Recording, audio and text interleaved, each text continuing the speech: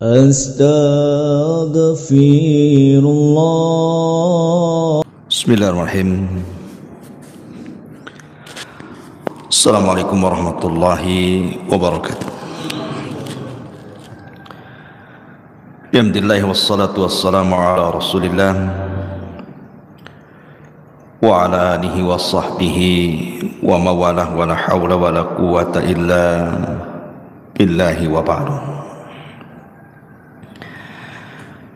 Alhamdulillah, di pagi hari ini kembali kita bisa duduk untuk bertolabul ilmi. Salawat dan juga salam kita hadiahkan kepada Rasul kita Nabi besar Muhammad sallallahu alaihi wasallam. Ada sebuah hadis dari Abi Sa'id Al-Khudri radhiyallahu anhu. Dakhala Rasulullah sallallahu alaihi wasallam dzata yaumin al-masjid. Kata Abi Sa'id Al-Khudri radhiyallahu anhu, suatu hari Nabi sallallahu alaihi wasallam masuk ke dalam masjid. Dalam riwayat di luar waktu salat. Fa idza huwa bi rajulin minal ansar yuqalu lahu Abu Umamah. Tiba-tiba Nabi sallallahu alaihi wasallam mendapati seorang laki-laki dari kalangan Ansar, namanya Abu Umamah. Faqala, maka Nabi sallallahu alaihi wasallam mengatakan, ya Aba Umamah, ma li araka jalisan fil masjid fi ghairi waqti shalah. Wahai Aba Umamah, aku melihat dirimu duduk di masjid ini bukan waktu salat. Qala, maka Abu Umamah mengatakan, humumun lazimatni wa duyunun ya Rasulullah. Kegundahan yang kualami wahai Rasul, dan hutang-hutang yang melilitku. Maka Nabi sallallahu alaihi wasallam mengatakan, afalu allimuka kalam idza anta qultahu adhaballahu azza wa jal hammaka wa qada anka dainak. Ya Aba Umamah, maukah kuajarkan kepadamu satu kalimat yang kalau engkau membacanya Allah akan menghilangkan kegundahanmu dan Allah akan lunasi hutang-hutangmu. Qala, Abu Umamah mengatakan, qultu bala ya Rasulullah, tentu wahai Rasul, apa kalimat itu? Qala, maka Rasul mengatakan, kul idza asbahta wa idza amsayta Allahumma inni a'udzubika minal hammi wal hazan wa a'udzubika minal ajzi wal kasal wa a'udzubika minal jubni wal bukhli wa a'udzubika min ghalabati daini wa qahrir rijal.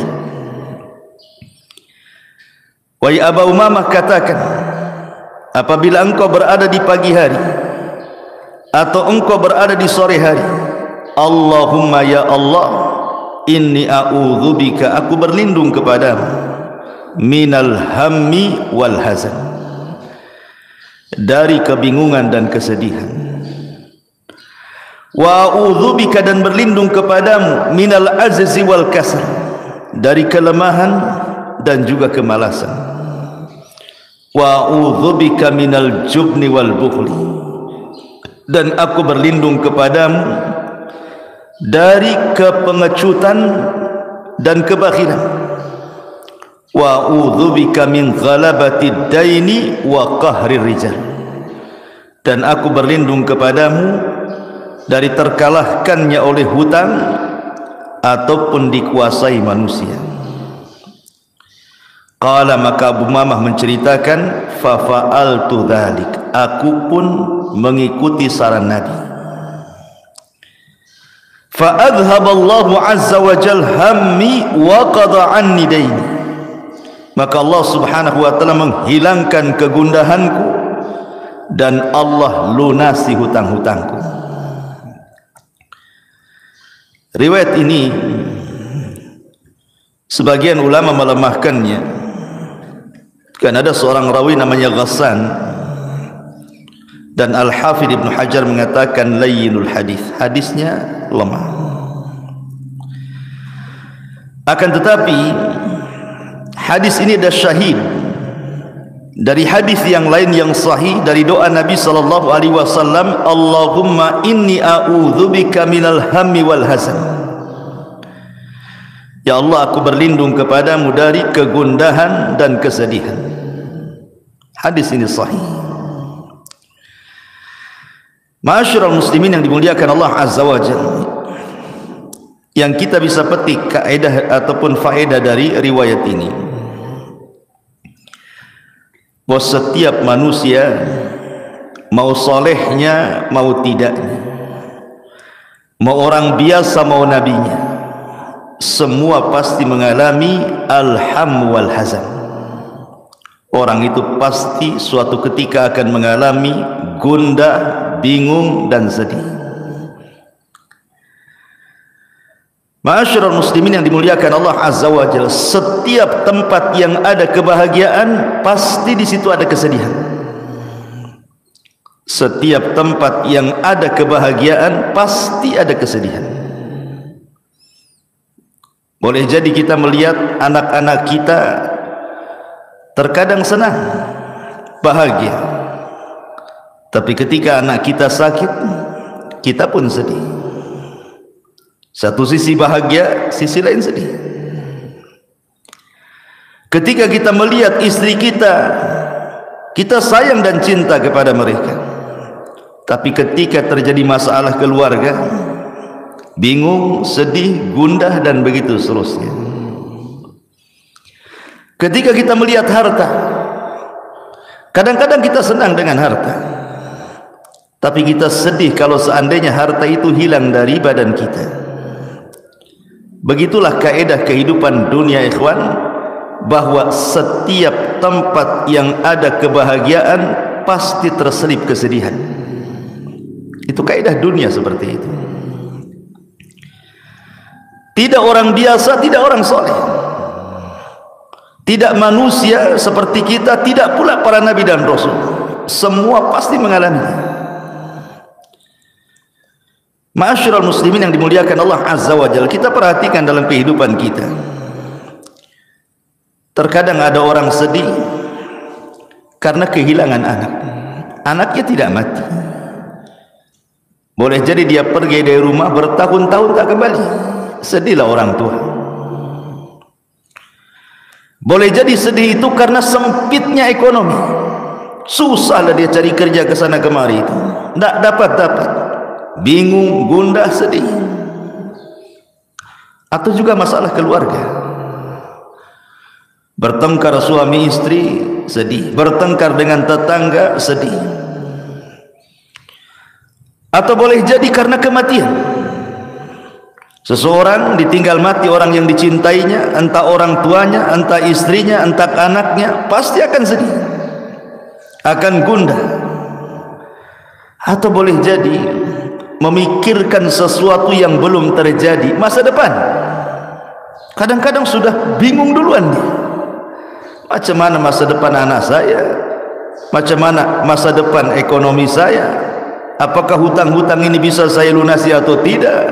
Stres dia. Itulah penyebab kesedihan. Atau kadang-kadang sakit. Orang sakit itu jauh lebih sedih, lebih galau ya dibandingkan orang sehat. Atau boleh jadi seseorang menghendaki sesuatu tetapi tidak tercapai pula sesuatu itu, sedih juga kadang-kadang. Atau boleh jadi seseorang teringat dengan masa lalu, terkadang sedih juga mengingat masa lalu itu. Atau boleh jadi seseorang itu sedih karena ucapan manusia. Mungkin manusia menggibah dia, memfitnah dia, menghina dia, merendahkan dia, sedihlah dia, streslah dia, gundahlah dia. Atau boleh jadi ma'asyiral muslimin yang dimuliakan Allah Azza wa Jalla, kita sedih entah karena sebab apa, terkadang tanpa sebab tahu-tahu sedih. Ma'asyiral muslimin yang dimuliakan Allah Azza wa Jalla, namanya kebingungan, kegundahan, kesedihan itu masuk dalam semua perkara. Masuk dalam semua perkara. Kita lihat anak-anak, di situ juga dimasuki kesedihan. Lihat istri, dimasuki kesedihan. Lihat harta, dimasuki kesedihan. Lihat kawan, dan begitu seterusnya. Setiap tempat yang di dalamnya ada kebahagiaan terselip kesedihan. Itu sebuah keniscayaan. Ma'asyiral muslimin yang dimuliakan Allah Azza wa Jalla, tentu dengan melihat hadis ini ada pelajaran besar bagaimana Abu Umamah yang awalnya sedih jadi bahagia. Awalnya dia mengatakan di hadapan Rasul, humumun lazimatni wa duyun. Rasul, aku ini bingung, gundah hati dan sedih karena hutang-hutang menumpuk di kepalaku. Tapi setelah Nabi SAW mengarahkan untuk senantiasa membaca doa tadi, kata Abu Umamah, setelah aku lakukan apa yang disarankan Rasul, apa kata Abu Umamah? Azhaba anni hammi wa qada anni daini. Allah hilangkan kegundahanku dan Allah lunasi hutang-hutangku. Dalam setiap kesedihan itu pasti ada nikmat yang tersembunyi, ikhwan. Dalam setiap kegundahan hati itu ada nikmat yang terselubung, terkadang manusia tidak memikirkannya. Kalau seseorang itu tidak sedih, dia tidak akan merasakan nikmat bahagia. Orang kalau tidak pernah galau, tidak pernah gundah, tidak pernah sedih, tidak akan merasakan nikmat bahagia. Orang kalau tidak pernah sempit kehidupannya, tidak akan pernah merasakan nikmat lapang. Sebagaimana orang yang sakit, kalaulah orang itu tidak pernah sakit, dia tidak pernah merasakan nikmatnya sehat. Coba kalau antum sakit, antum terasa, oh orang sehat itu enak juga. Jangankan itu, sakitnya mungkin tidak seberapa, sakit kepala mamanya kan itu, tapi sakit kepala, sakit sekali kepala ini, baru teringat enaknya ketika tidak sakit kepala kan itu. Atau kalau orang tidak pernah merasakan kefakiran, dia tidak akan merasakan nikmatnya kaya. Orang kalau belum pernah fakir, dia belum pernah merasakan nikmatnya kaya. Orang yang tidak pernah merasakan buta, dia tidak pernah merasakan nikmatnya melihat.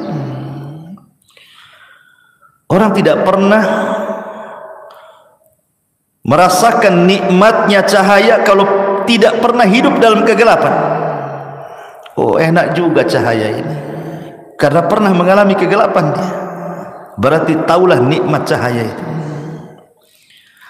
Sebagaimana orang tidak pernah merasakan nikmat malam kalau tidak pernah berjalan di siang hari, atau mungkin sebaliknya.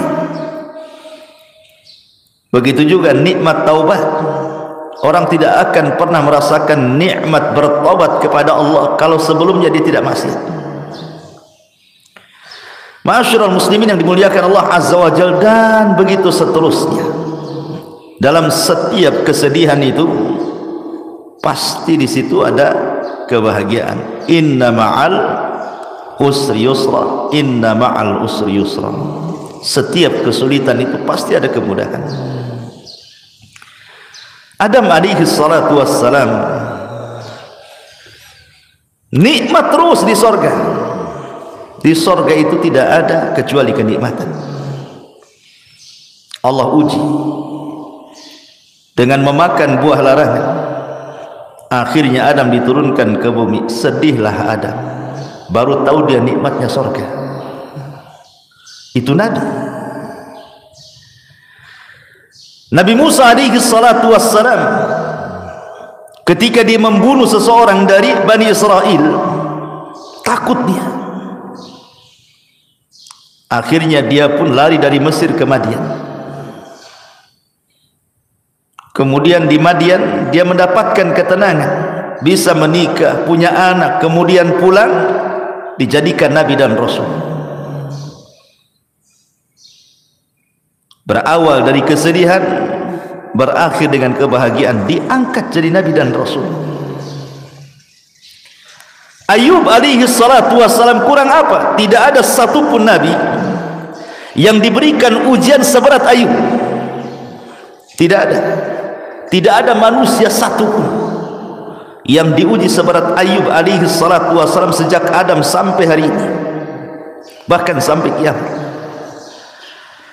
Diuji hartanya habis, anak-anaknya mati, ditimpakan penyakit, dijauhi manusia, dibicarakan manusia, tapi Ayub tidak pernah mengeluh.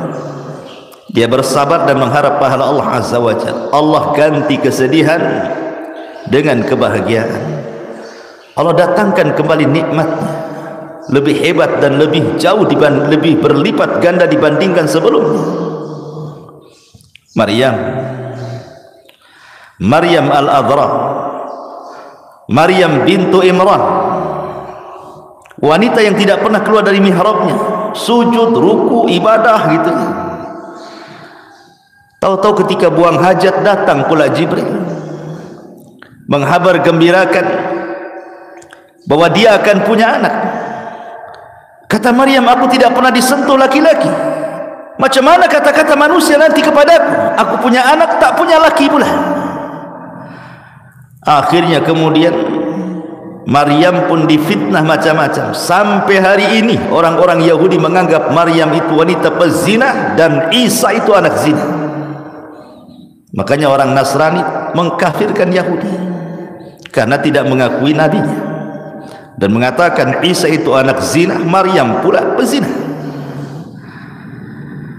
Tetapi siapa yang tahu bahwa bayi yang dilahirkannya itu menjadi bayi yang kelak akan menjadi afdalul anbiya min Bani Israel, seafdal-afdalnya nabi dari Bani Israel. Kesenangan. Siapa lagi? Nabi Yunus sedih melihat kaumnya ketika didakwain tidak beriman, sehingga Allah mengatakan Yunus keluar itu zahaba mughadiba, keluar dalam kondisi marah.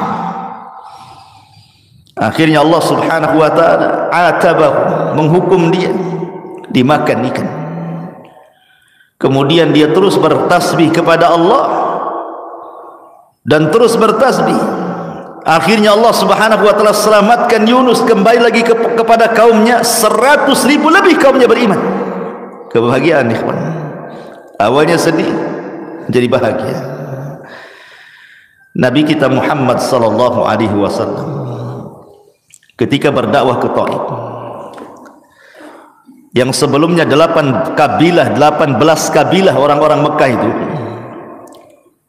sepeninggal Khadijah dan sepeninggal Abu Talib, berani mengancam Rasul kalau meneruskan dakwahnya akan dibunuh. Sempit dada Nabi, sedih. Berangkatlah dia ke Taif dengan harapan orang-orang Taif mau beriman. Sampai pula di Taif, tidak ada satupun yang belas kasih kepada Nabi SAW. Yang ada dari anak-anak, perempuan, orang tua, laki-laki, semua mengusir Nabi. Bukan hanya mengusir, bukan hanya disuruh pulang gitu saja, dilempari batu, dicaci maki, anak-anak naruh duri untuk menyakiti Nabi, sehingga Rasul harus lari 1 mil bersama Zaid ibn Harithah. Nabi hanya mengatakan, Allahumma ilaika ashku dha'fa quwwati. Ya Allah, aku hanya bisa mengadukan kelemahanku kepadamu. wa qillati hilati wa hawani 'alan nas, dan sedikitnya pengalamanku dan manusia meremehkan diriku. Wa anta arhamur rahimin, kau zat yang maha pemberi kasih sayang di antara hamba-hambamu yang memiliki perasaan kasih sayang. Kemudian Rasul mengatakan, ila man takiluni, ila aduwin yatajahhamuni, au ila qaribin malaktahu amri. Kemana lagi ku tambatkan diriku ya Rabb, di hadapan musuh yang akan menyerangku, ataukah kepada mereka orang-orang Mekah yang akan menguasai perkara? Tapi lihat bagaimana Nabi SAW menenangkan dirinya, illam takun alayya sakhatun fala ubali, ya Rabb, asal engkau tidak marah kepadaku, asal engkau tidak murka kepadaku, aku enggak peduli dengan mereka.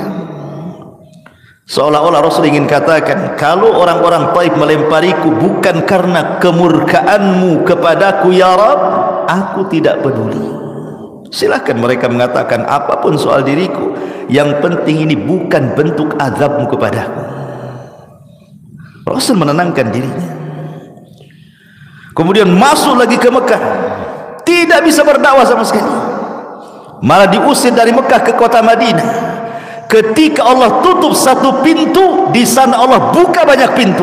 Masuk ke kota Madinah, Islam tersebar, dan Rasul pulang ke Mekah, akhirnya membebaskan kota Mekah. Inna ma'al usri yusra. Antum jangan kira ketika antum sedang sedih karena ada kesulitan, tiba-tiba Allah menutup satu pintu, kemudian antum katakan di sana tidak ada pintu. Bahkan di sana banyak pintu yang akan mengarahkan kepada kebahagiaan.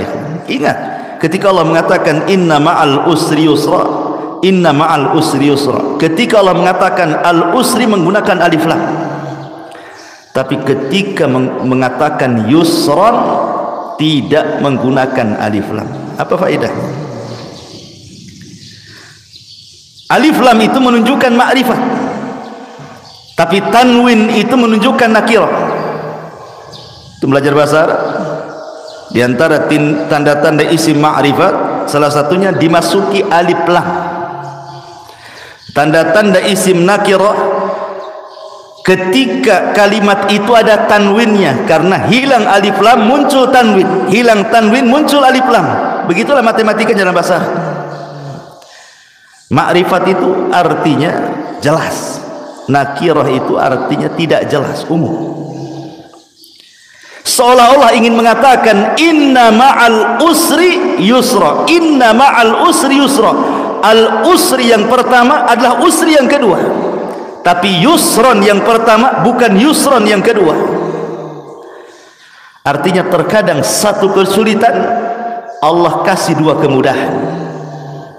Bahkan bukan dua kemudahan, bisa 3 kemudahan, 4 kemudahan, dan begitu seterusnya.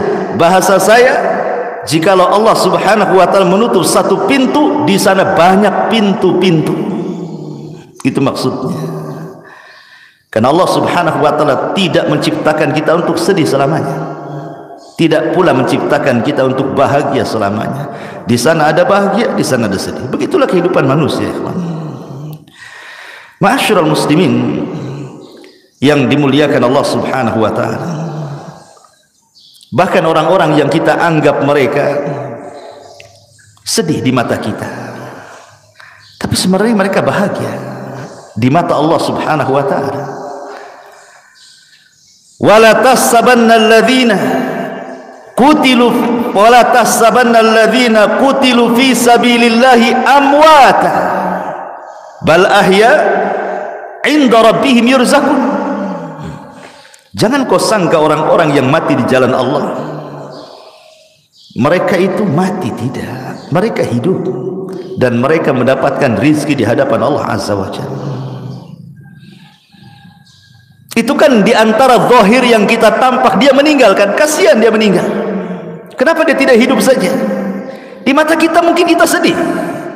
Salah, dia sedang mendapatkan kebahagiaan. Belum tentu zahirnya sedih, hakikatnya dia sedih, tidak. Terkadang zahirnya saja kita nampak orang sedih, ternyata dia orang yang paling bahagia. Betapa banyak ikhwatu fiddin yang kita anggap orang itu bahagia, dia pula orang yang paling sedih. Lihat orang kaya, kita sangka mereka senang, rupanya banyak orang-orang kaya itu yang sedih. Bahkan orang miskin lebih bahagia dibandingkan orang kaya. Ma'asyiral muslimin yang dimuliakan Allah Azza wa Jalla. Oleh karena itulah, maka karena kesedihan sebuah kepastian, gundah hati sebuah kepastian, hadapi saja.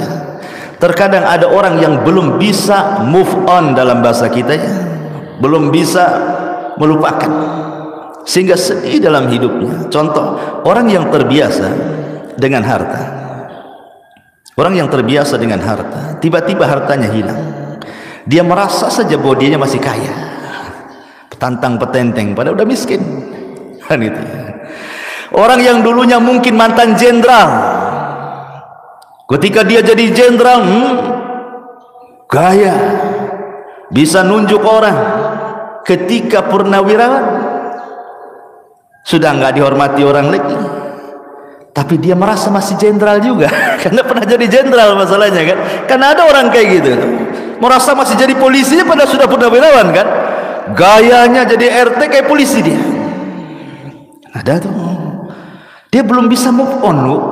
Kalau nikmat itu sudah nggak ada sebenarnya. Atau orang kalau terbiasa, contoh saja, orang terbiasa kemana-mana punya mobil kan gitu. Hilang mobilnya, perasaan masih ada aja, nengok itu, padahal udah nggak ada tuh. Gitu ya. Ada orang-orang yang belum bisa melupakan masalah. Orang yang dulunya pernah jadi manajer perusahaan, tidak lagi jadi manajer, masuk ke masyarakat kayak manajer aja, nunjuk-nunjuk orang aja tuh. Ada orang kayak gitu, perasaan dia itu masih jadi manajer.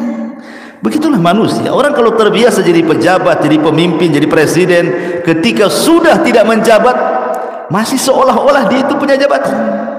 Ada orang seperti itu, karena dia belum terbuka, belum bisa menghadapi kenyataan bahasa kitanya ya. Padahal manusia itu akan diputar, watilkal ayyam nudawiluha bainan nas. Hari-hari itu berputar, kadang sedih, kadang senang, kadang sempit, kadang bahagia, kadang berkumpul, kadang berpisah, kadang mati, kadang hidup, dan begitu seterusnya. Manusia itu tidak lepas dari perkara-perkara seperti ini. Dari sini ma'asyiral muslimin yang dimuliakan Allah Azza wa Jalla, yang ingin saya jelaskan, bahwa terkadang Allah Subhanahu wa taala memberikan ujian kepada hamba berupa kesedihan, dan ini azab ataupun ujian yang paling berat. Ujian yang paling berat itu adalah ketika Allah menguji hati. Kalau seandainya yang diuji harta kita hilang dan dia bisa menghadapinya, dia tidak akan sedih. Kalau seandainya kita pernah punya jabatan kemudian tidak menjabat lagi dan kita bisa menghadapinya, tidak akan sedih. Sebutkan apa? Tapi kalau Allah sudah menguji hati, ikhwan, sekalipun jabatannya tidak hilang, hartanya tidak hilang, keluarganya tidak hilang, perasaan itu semua nggak ada di mata dia kalau sedih, ikhwan. Contoh, ada orang kaya raya, sak kaya-kayanya, anggaplah dunia itu milik dia. Tiba-tiba dia sakit, terbaring, stroke, diem aja di kasur dia. Satu lemari pakaian bagus dipakai dia? Tidak. Mobil yang mantap itu kan, yang berserak-serak di parkiran dia, nggak bisa juga dia nyetir, sakit, stroke, cuman. Rumah yang megah, ada tamannya, macam-macamnya, nggak bisa pula jalan-jalan. Itu baring saja dia kan begitu. Lalu untuk apa dunia bagi dia? Nggak ada faedahnya dunia coba. Kalau sudah sakit plak gitu ya kan, apa yang dinikmati dia? Istri yang cantik nggak bisa digauli dia sakit stroke, gerak pun tidak bisa. Apa yang bisa dihadapi orang sakit? Padahal jelas-jelas dunia itu loh dipegang dia, perusahaan dipegang dia, anak buah dipegang dia, stroke ngomong pun tidak bisa. Namrud, tahu Namrud? Tahu? Kapan kenalannya? Namrud, ya. Namrud satu di antara 4 raja dunia. Sombongnya dia mengatakan di hadapan Ibrahim, ana uhyi wa umit, saya bisa mematikan, saya bisa menghidupkan, katanya. Keluarkan 2 orang dari penjara, satu dibunuh, satu dibebaskan. Ana uhyi wa umit, saya bisa menghidupkan, saya bisa mematikan. Yang satu dibunuh nih, saya hidupkan yang satu. Pergi. Ibrahim tidak membalas. Ibrahim bisa saja mengatakan, itu yang mati kau hidupkan. Tapi ini perkara darah. Ibrahim tidak mungkin mengatakan seperti itu. Nanti Ibrahim pula dibunuh. Sini saya bunuh, nanti saya hidupkan. Ini masalah-masalah darah. Ibrahim menghindar dari itu. Dia hanya mengatakan, oke, Tuhanku, ya'ti bisyamsi minal masyrik fa'ti biha minal maghrib.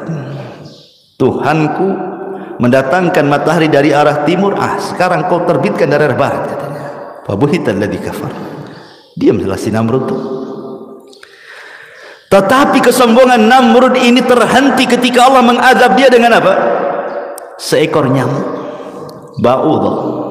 Satu nyamuk masuk ke lubang telinganya, bersarang di otaknya. Namrud pun sakit.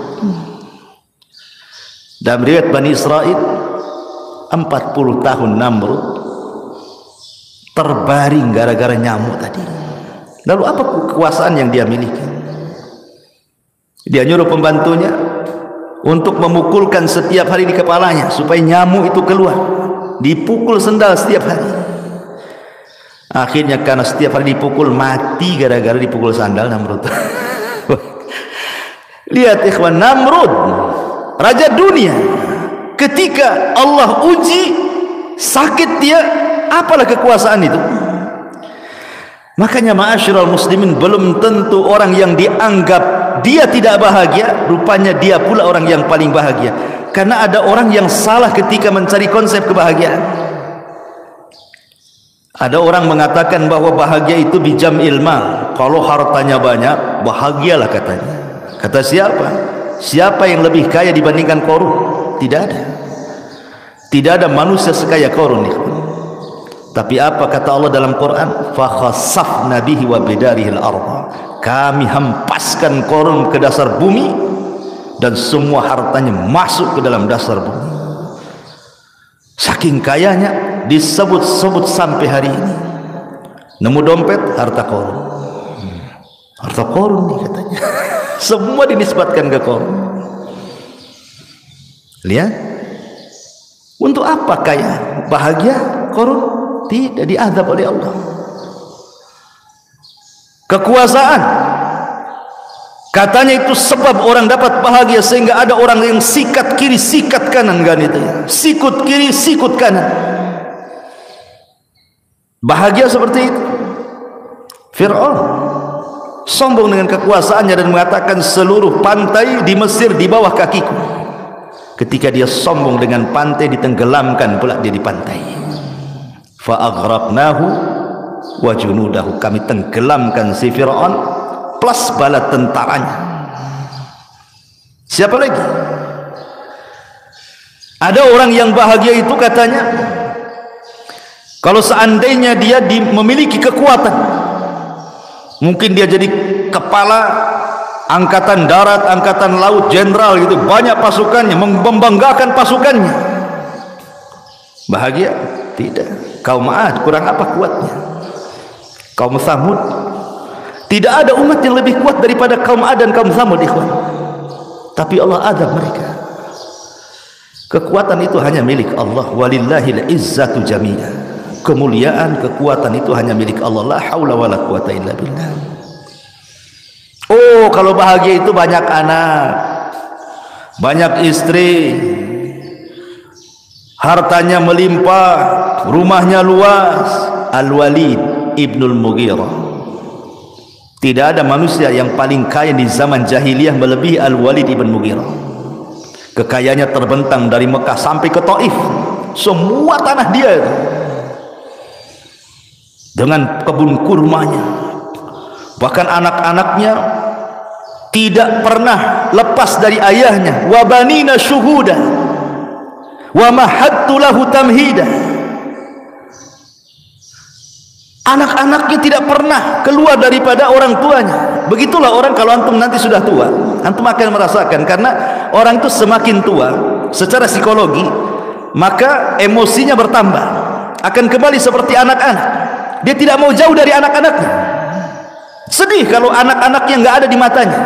Sedih kalau anak-anaknya tidak menolongnya, tidak birrul walidain. Begitu nanti antum akan merasakan fase-fase seperti itu. Takut kalau seandainya anaknya tidak bersamanya. Tapi al-walid, anak-anaknya tidak lepas daripada dirinya. Wa banina syuhuda. Tapi apa ujung Al-Quran? Sa'uslihi saqar. Allah katakan kami akan masukkan si walid ke dalam neraka saqar. Turun surah Al-Mudaththir. Ma'asyiral muslimin yang dimuliakan Allah Subhanahu wa taala. Lalu kalau sudah begitu, apa manfaatnya coba? Kita tidak mengingkari harta itu bisa menyumbang kebahagiaan, tapi bukan segala-galanya. Kita tidak pernah mengingkari kedudukan, pangkat, jabatan, juga adalah secercah kebahagiaan di situ. Tapi sekali lagi itu bukan segala-galanya. Karena kebahagiaan yang hakikat itu bukan seperti itu. Ma'asyiral muslimin yang dimuliakan Allah Subhanahu wa taala, yang ingin saya katakan, Ibrahim ibn Adham rahimahullahu taala sampai mengatakan, "Law 'alimal muluk wa abna'ul muluk ma nahnu fihi minas sururi wan na'im idzan lajaladuna 'alaihi bisuyuf." Lihat kata Ibrahim bin Adham, seandainya para raja itu mengetahui, atau anak-anak raja itu mengetahui tentang kami para ulama, apa yang kami rasakan dari keindahan, kesenangan, kelapangan hati yang dirasakan para ulama itu, tentu mereka akan memenggal kepala-kepala kami dengan pedang, karena mereka tidak punya kebahagiaan seperti yang kami miliki. Syekhul Islam Ibn Taimiyah rahimahullahu ta'ala suatu ketika pernah sakit, diceritakan dari Imam Ibnul Qayyim rahimahullahu ta'ala. Sang dokter datang kepada Imam Ibn Taimiyah yang ketika itu Ibn Taimiyah sedang sakit parah, tapi masih disibukkan membaca kitab dan mencatat kitab. Kata sang dokter, "Inna mutala'aka wa kalamaka fil ilmi yazidul marda." Ya Imam, bisa enggak kau berhenti membaca, menulis? Karena itu bisa menambah sakit. Kau ini sakit parah, istirahat, banyak tidur. Kata Ibn Taimiyah, wahai dokter, alaisatin nafsu idza farihat surrat qawiyat tabi'atu fadafa'atil marad. Wahai dokter, bukankah kalau jiwa itu tenang, hati senang, gitu kan, itu bisa menguatkan badan kita dan cepat menyembuhkan. Artinya kalau orang sakit terus dipikirkan sakitnya, makin sakit dia. Tapi kalau orang sakit tidak dipikirkan sakitnya, hatinya lapang, tenang, pasti cepat sembuh tuh dari penyakitnya. Kata dokter, tentu ya betul, memang kaedahnya seperti itu.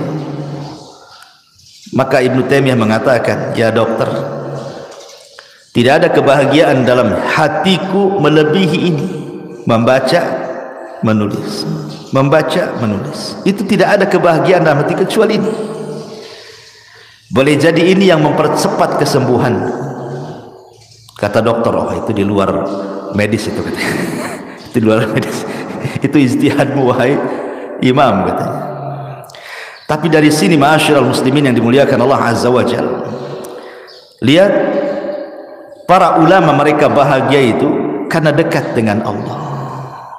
Yang bisa membahagiakan manusia itu bukan harta, bukan dekat dengan harta, bukan dekat dengan jabatan, bukan dekat dengan keluarga, tapi kedekatan kita dengan Allah Subhanahu wa taala. Ada satu perkataan Ibnu Mas'ud radhiyallahu anhu mengakhiri, kajian kita. Kata Abdullah ibn Mas'ud radhiyallahu an, dan ucapan Ibnu Mas'ud juga dinukilkan Imam Ibnul Qayyim rahimahullahu taala dalam Madarijus Salikin. Kata beliau, utlub qalbaka fi thalathati mawatin. Cari hatimu di 3 tempat. Kalau di 3 tempat ini enggak mendapatkan hati, berarti kau tidak punya hati. Cari hati yang lain, katanya. Yang pertama, inda sama'il Quran, ketika dia mendengar Al-Quran. Cari hatimu di sini. Ketika mendengarkan Quran itu tersentuh atau tidak? Atau biasa saja mendengarkan Quran sama dengan mendengarkan musik? Yang kedua, wa fi majalisiz zikri, di majelis-majelis ilmu. Ada ketenangan enggak di situ? Karena ada orang-orang, ikhwan, coba antum cari kawan yang tidak pernah ngaji, ajak ke sini. Apa pantatnya nggak goyang-goyang? Kapan selesai Ustaz di kamar? Kalau saya ibaratkan 2 hewan, ikhwan. Kalau orang yang biasa ngaji itu kayak ikan loncat dari akuarium. Kemudian antum masukkan lagi ke air, tenang dia. Tenang rasanya. Coba antum tangkap burung yang tak pernah disangkar, masukkan ke sangkar, apa enggak sibuk mau keluar aja tuh. Itulah orang yang jarang ngaji. Antum ajak ke masjid, sibuk aja tuh, mau pulang aja tuh. Apalagi ustadznya ngantuk, ada malas gitu. Seperti itu, ya. Ataupun pamannya, kata beliau, kata sahabat Ibnu Mas'ud radhiyallahu an, wa fi waqtil khalawat, cari hatimu di saat-saat engkau menyendiri. Bangun sepertiga malam, enggak ada orang, semua tidur kecuali antum dengan Allah saja. Kata beliau, fa illam tajidhu fi hadhil mawatin, kalau engkau tidak mendapati hatimu di 3 tempat ini, fa'lam, ketahuilah, annahu la qalbalaka, engkau tidak punya hati. Fasalillaha qalban, minta lagi kepada Allah agar diberikan hati akhar yang lain, katanya. Berarti hatimu mati itu. Minta lagi kepada hati yang lain. Ya. Ini di antara faedah yang disebutkan oleh Abdullah bin Mas'ud radhiyallahu an, subhanaka wa bihamdika asyhadu an la ilaha illa anta astaghfiruka wa atubu ilaik. Allahu ta'ala alam. Assalamualaikum warahmatullahi wabarakatuh.